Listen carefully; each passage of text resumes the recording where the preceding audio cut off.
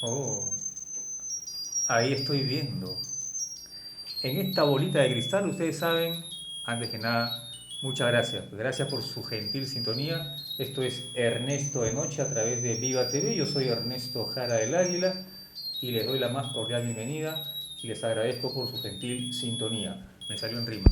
Pero aquí, como ustedes saben, estoy viendo junto a mi maestro y guía, el maestro Yoda, en esta bola de cristal, haciéndole competencia a Hayumi sobre quiénes van a ser elegidos y elegidas nuevos congresistas de la República, nuevos parlamentarios andinos y nuevo presidente o presidenta constitucional de la República en estas elecciones generales del Bicentenario 2021, el próximo domingo 11 de abril. Aquí ya veo quiénes ganan, quiénes pierden.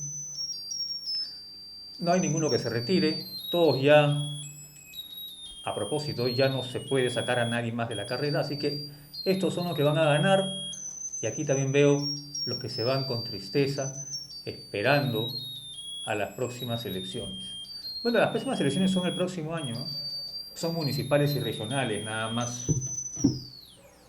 Así que ahí le quito la bullita para que podamos escucharnos, podamos entendernos. Pero sigue ahí prendido el cerebro, el pinky cerebro que me acompaña todas las noches, todos los sábados desde las 8 de la noche, aquí a través de Viva TV y de su programa Ernesto de Noche. Bueno, la semana pasada analizamos la coyuntura electoral y nos referimos a un tema que creo que no quedó bien claro.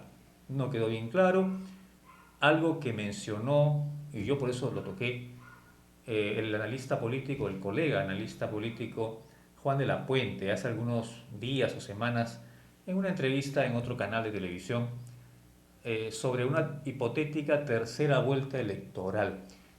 ¿A qué se refiere o a qué me referí? Creo que no lo expliqué bien. Máximo van a haber dos vueltas electorales. Se puede ganar en primera, pero si no se gana en primera, se tiene que ganar en segunda vuelta de todas maneras. Pero ¿qué significaría una tercera vuelta electoral? ¿Cómo se produciría? Ya sabemos que va a ser un Congreso fragmentado. Yo pienso personalmente que va a haber más de 10 bancadas.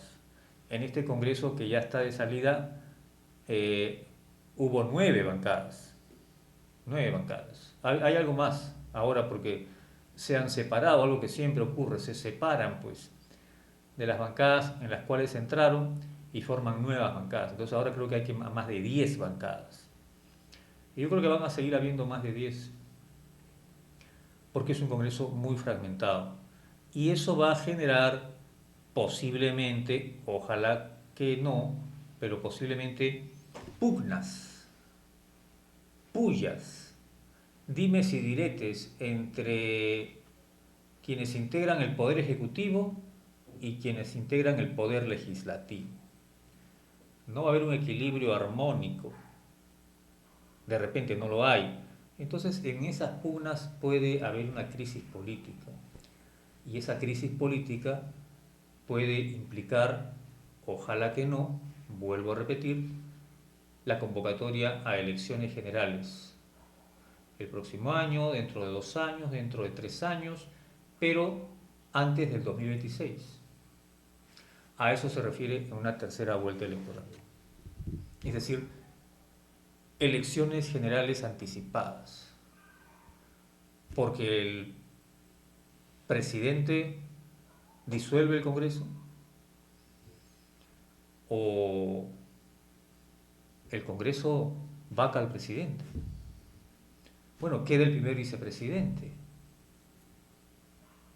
Y si vacan al primer vicepresidente, queda el segundo vicepresidente o la segunda vicepresidenta, porque es alternado ahora, ¿no? Hombre, mujer, hombre. O si es una candidata, el candidato a primer vicepresidente tiene que ser un hombre y la candidata a la segunda vicepresidencia tiene que ser una mujer. Ahora hay alternancia. Pero eso genera inestabilidad, pues. Entonces, esa es un hipotético escenario que post electoral 2021. que ojalá no ocurra, ¿no? Ojalá no ocurra. Y por eso es que yo les invoco, les pido, les sugiero, les imploro que escojamos mejor, que escojamos bien a estos nuevos congresistas de la República, nuevos parlamentarios andinos y por supuesto al nuevo inquilino de Palacio de Gobierno o inquilina de Palacio de Gobierno, ¿no? Para que haya pues un consenso, ¿no? O sea, no estemos en estos enfrentamientos que ya sabemos lo que pasa, ¿no? Cuando hay enfrentamientos. Finalmente hasta la economía se perjudica. Ya el tipo de cambio aumenta, eh, genera inestabilidad. Una crisis política afecta a la economía del hogar también. No va por cuerdas separadas, ¿no? No. Entonces hay que tener mucho cuidado, pensarlo bien, informarse mejor, no dejarse guiar por lo que me dijeron. Se puede comparar las propuestas. Y ahí yo les he dicho que yo me estoy dando el trabajo de leer los planes de gobierno. No siempre lo hace mucha gente, ¿no? No sé si por factores de tiempo o no voy a analizar los planes de gobierno, eso se lo dejo a ustedes, pero deben de darse ese tiempo, ¿no? De analizar, de archivar y de finalmente, cuando cumplan su periodo, a ver si cumplieron sus promesas o no. Pero un tema que también me parece recurrente, importante, es el tema del debate constitucional. Siempre ha sido un tema permanente a lo largo de la historia republicana del Perú. Por lo general, nuestra historia constitucional ha sido que cuando se ha convocado una asamblea constituyente para redactar una nueva Carta Magna, es decir, una nueva constitución política del Perú, ha sido para salir de una dictadura militar, por ejemplo, ¿no? La constitución de 1979 se redactó, se promulgó luego de la convocatoria a la Asamblea Constituyente de 1978, que lo presidió el fundador del APRA, Víctor Raúl Ayala Torre, que en paz descanse.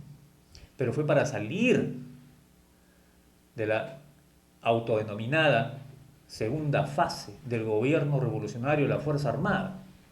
¿Se acuerdan que presidió el general ejército peruano, ya en situación de retiro, más claro, dictador Francisco Morales Bermúdez Cerruti, que está pedido por la justicia italiana, por si acaso, para los que no lo saben? Bueno, ya tiene una avanzada edad, ¿no? Pero, y esa ha sido la constante, ¿no? Ha sido para salir de una dictadura, no para continuar en una dictadura. La constitución actual fue redactada por un Congreso Constituyente democrático, así se llamó, CCD. Por eso sus integrantes, o por quienes lo integraron, se llamaban CCDistas o Congresistas Constituyentes Democráticos. Eso democrático es redundante, pero así se llamó, Congreso Constituyente Democrático. Un régimen que implicaba continuar, que buscaba continuar con el gobierno del mismo personaje que estaba en Palacio de Gobierno y que había cerrado el Congreso de la República el año anterior, 1992. Fue un hecho sin precedentes en nuestra historia republicana y constitucional. Por eso que ahora muchos reclaman, o algunos, pero yo creo que varios candidatos y una candidata presidencial, la convocatoria a una asamblea constituyente y no que un congreso ordinario redacte una reforma total de la Constitución Política del Perú de 1993. Lo cierto es, como les comenté el sábado pasado, que al conmemorar, a estar a pocos meses de conmemorar los 200 años de la independencia nacional, es un buen momento para pensar, por lo menos pensar, en la posibilidad de redactar una nueva Carta Magna o hacer las reformas necesarias. Pero de que es un momento para repensar el país, para repensar lo que Víctor Andrés Belaúnde Díez Canseco, que en paz descanse, que no es Víctor Andrés García Belaúnde, Vitocho, no, no, no. Este es un tío de él, que fue historiador, diplomático y político. Víctor Andrés Belaúnde Díez Canseco fue presidente, llegó a ser presidente de la Asamblea General de la Organización de las Naciones Unidas, de la ONU. De la ONU. Y escribió un libro llamado Peruanidad. De ahí me baso para decir que 200 años de la independencia nacional es un buen momento para pensar en la posibilidad de elaborar una nueva Carta Magna, o por lo menos modificar la actual, en aquello que haya que hacer ajustes. Tenemos ya 12, ¿no? Bueno, no sé si una 13, una constitución política del Perú decimotercera sea mejor o peor, pero lo cierto es que hay que repensar eso y yo les sugiero también pensar en esa posibilidad, ¿no? Tener la suficiente capacidad para eso. Y en lo que respecta a la actual constitución política del Perú, yo quiero referirme a algo que para mí, en lo personal, me parece muy importante. Dos instituciones que están en la actual constitución política del Perú y que no estuvieron en la del 79, en la de 1979, en la anterior. En eso le hacen mejor a la anterior. La Defensoría del Pueblo, que no existía en la constitución anterior, y los mecanismos de la democracia directa, como por ejemplo el referendo y la revocatoria del mandato de las autoridades políticas elegidas a través del voto ciudadano. La Constitución actual reconoce solamente la revocatoria de alcaldes, alcaldesas, gobernadores y gobernadoras regionales. Nada más. No se puede revocar, por ejemplo, a quienes son congresistas de la República. Tampoco se puede revocar el mandato de quien ejerce la presidencia constitucional de la República. No se la puede revocar. Y yo pienso que debería revocarse. Debería esa posibilidad. Por lo menos como una posibilidad, como un derecho ciudadano, para que sigan siendo representativos, es decir, esas autoridades políticas que elegimos en algún momento, en las ánforas, en las urnas, ahora nos sigan representando. Pasados un año, 2 años o unos meses, nos sigan representando. Puede que ya no, puede que ya no nos representen. En ese caso, tendríamos pues que cambiarlas, pero para cambiarlas tenemos que esperar a las nuevas elecciones generales, dentro de 5 años. Y mientras tanto, les estamos pagando un sueldo de nuestros impuestos. Eso hay que pensarlo. Y eso fortalece al sistema democrático. Al contrario de lo que dicen algunos, de manera, creo yo, interesada, de que eso crea más inestabilidad política. Yo creo que no. Creo que fortalece la democracia la posibilidad que la ciudadanía, que es el soberano, tenga ese derecho consagrado en la Constitución Política del Perú de revocar a todas sus autoridades políticas elegidas a través de su voto. A todas. Alcaldes, alcaldesas, gobernadoras regionales, pero también congresistas de la República y también el jefe de Estado, o sea, el presidente constitucional de la República. También debe tener esa posibilidad, ese derecho, la ciudadanía, el soberano. Tenemos ese derecho. Y ojalá que los candidatos, quienes van a pedir su voto, así lo crean. Y si no, no les den el voto, pues. Hay algunos candidatos que sí lo han dicho, ¿ah? No voy a dar nombres, no voy a dar nombres, no le voy a hacer, no, no, a mí no me pidan marcar posición a favor o en contra de algún candidato, eso no lo voy a hacer. Ya le he dicho en el programa anterior que quien ejerce periodismo, en mi caso soy analista político, pero estoy haciendo periodismo acá, periodismo político, y tengo que mantenerme neutral, objetivo, veraz.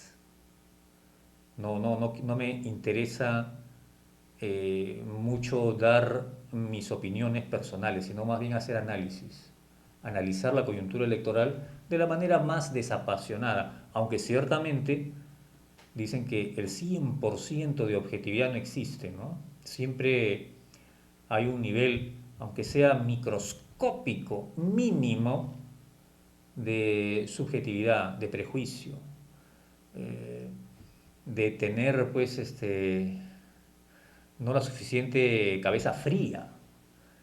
Y yo, bueno, yo no tengo la cabeza tan fría, ¿no? Porque aquí tengo mi gorrito que me la calienta y están las luces pues de acá que me impiden tener la cabeza fría, pero estoy haciendo un esfuerzo inmenso de tener la cabeza fría para analizar la actual coyuntura político-electoral y sugerirle algunas ideas, ¿no? Pero creo que esa idea es la que deben de exigir, debemos exigirle a quienes busquen nuestro voto y quieran ser nuestros representantes en el próximo Congreso de la República, en el próximo Parlamento andino y en el próximo Poder Ejecutivo, es decir, en el próximo gobierno. Tenemos que tener esa posibilidad. Si tenemos la posibilidad de poder cambiarlos, es decir, de revocar su mandato antes de los 5 años, para que ya no sigan haciendo más daño al país, porque puede que alguien que elegimos no solamente sea ineficiente, ineficaz, y esas son básicamente las razones por las cuales se revoca una autoridad, no por haber cometido un delito. Ese es otro tema. El cometer un delito de una autoridad es un tema judicial. La revocatoria es una toma de decisión política del soberano, es decir, de la ciudadanía. No tiene nada que ver necesariamente con un tema judicial. Puede ser que un tema judicial sea motivo para que un ciudadano se desilusione de una autoridad. Pero en realidad, pues, si es un tema judicial, si una autoridad ha cometido un delito, pues se va a la cárcel, ¿no? Ahora, si tiene inmunidad, ahí es un problema. Ya se ha eliminado la inmunidad parlamentaria, pero el presidente tiene también una cierta inmunidad.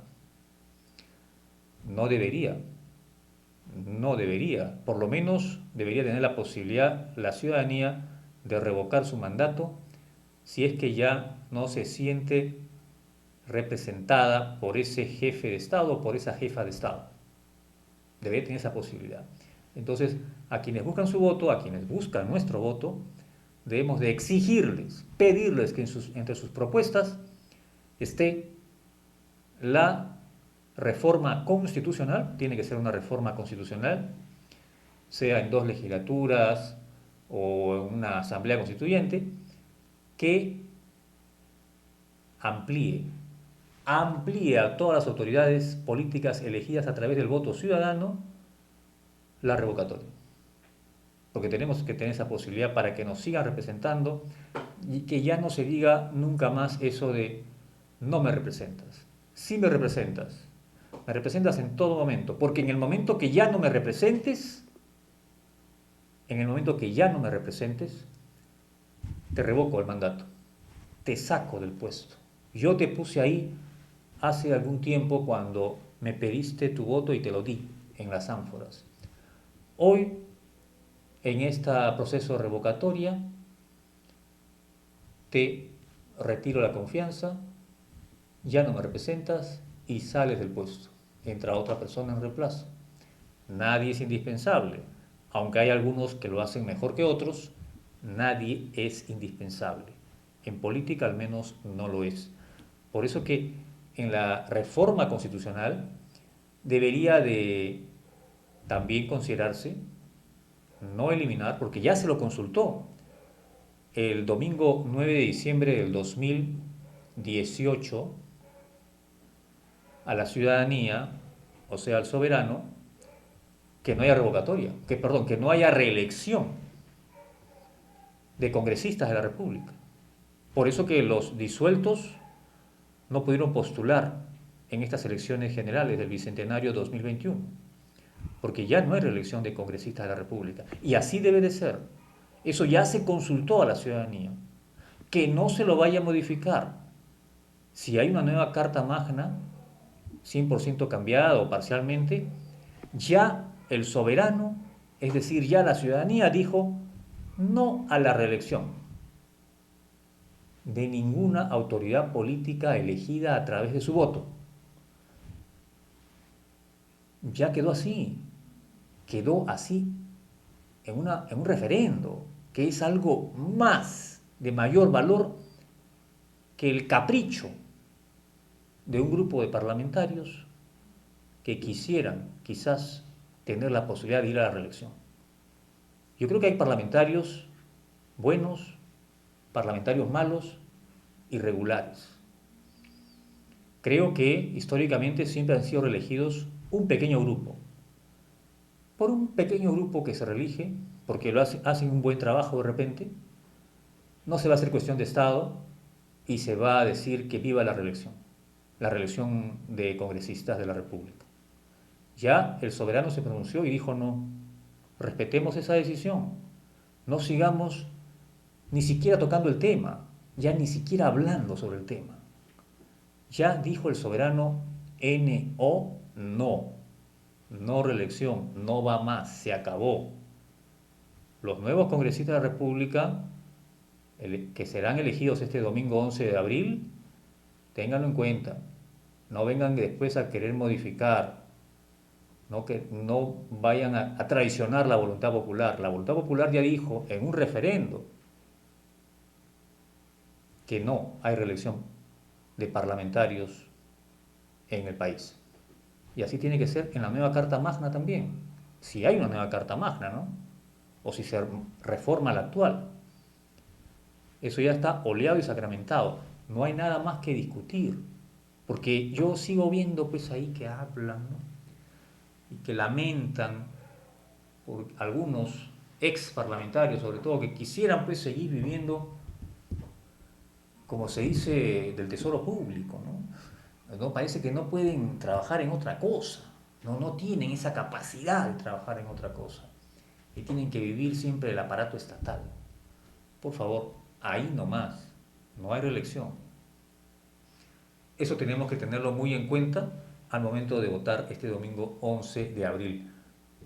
Cuidemos, nuestro voto vale muchísimo, hagamos que cada vez valga más y ampliar los mecanismos de la democracia directa como la revocatoria a todas las autoridades políticas elegidas a través del voto ciudadano es una manera de fortalecer la democracia, de fortalecerla, porque así vamos a tener mejores autoridades, autoridades que nos representen en todo momento, y no solamente un pequeño rato. ¿Qué pasa si un congresista de la República elegido al año nomás ya no nos sentimos representados por él o por ella? ¿Qué significaría? ¿Que tenemos que esperar 4 años más hasta que complete su periodo de 5 años? Pero si al cumplir un año nomás ya no nos representaba, ya no nos sentíamos representados por ese congresista. Entonces, y tenemos que seguir pagándoles un sueldo con nuestros impuestos. Tengamos cuidado al momento de votar esta vez. Esta vez no nos podemos equivocar. La pandemia nos ha dado un sacudón a todos, en mayor o menor medida. Nos ha hecho, creo yo, madurar. Nos ha hecho madurar. Ha habido un mayor desarrollo político en el país, creo yo.